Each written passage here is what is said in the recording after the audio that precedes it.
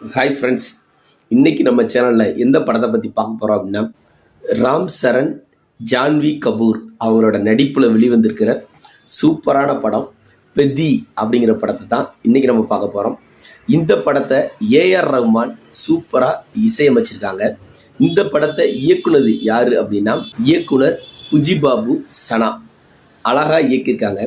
இந்த படத்தில் என்ன கதை அப்படின்னா, நம்ம ராம் சரண் ஒரு மலைவாழ் கிராமத்தில் இருக்காங்க.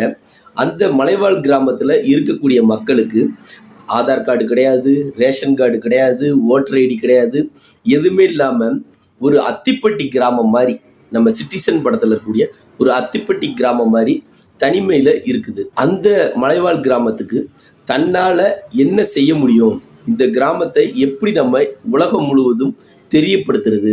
கடைசியில் ராம் சரண் அப்படிங்கிறவர் அந்த மலைவாழ் கிராமத்துக்கு ஒரு தனி ஐடென்டிட்டியை வாங்கி தந்தாரா இல்லையா அப்படிங்கிறதான் இந்த படத்தோட கதை. இதில் ஃபர்ஸ்ட் ஹாஃபில் ஃபுல்லாக கிரிக்கெட் பிளேயராக இருக்காப்புல நம்ம ராம் சரண். செகண்ட் ஹாஃபில் பார்த்தீங்க அப்படின்னா ரெஸ்லராக இருக்காப்புல. அப்படிங்கிற அந்த குத்துச்சண்டையில் அவர் ஈடுபடுறாரு. இந்த படம் முழுக்க முழுக்க ஒரு ஸ்பீடாக இருக்கக்கூடிய ஒரு படம். ஆனால் கொஞ்சம் மொக்கையாக எடுத்து வச்சுருக்காங்க. ஃபர்ஸ்ட் ஹாஃபு 1.5 மணி நேரம் போகுது. ஆனால் 1.5 மணி நேரம் போனாலும் படம் சூப்பராக இருக்குது. செகண்ட் ஹாஃபில் கொஞ்சம் ஏதோ மிக்ஸ் பண்ணி எடுத்திருக்க மாதிரி தெரியுது. அதனால இந்த படம் ரொம்ப ஸ்லோவாக போகிற மாதிரி இருக்குது செகண்ட் ஹாஃப்.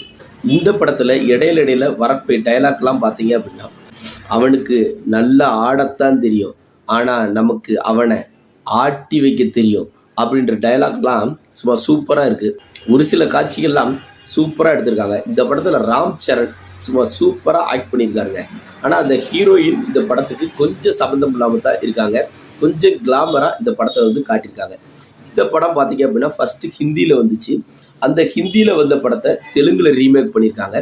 தெலுங்கில் ரீமேக் பண்ண படத்தை தமிழில் ரீமேக் பண்ணி கொஞ்சம் சொதப்பிட்டாங்க. ஆனால் தெலுங்கில் பட்டை கிளப்புது இந்த படம்.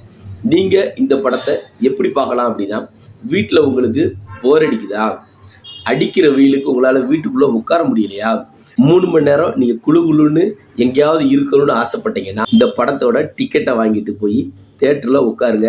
சும்மா 3 மணி நேரம் உங்களுக்கு பொழுது போயிடும். வாங்க மற்றொரு காணொளியில் சந்திப்போம்.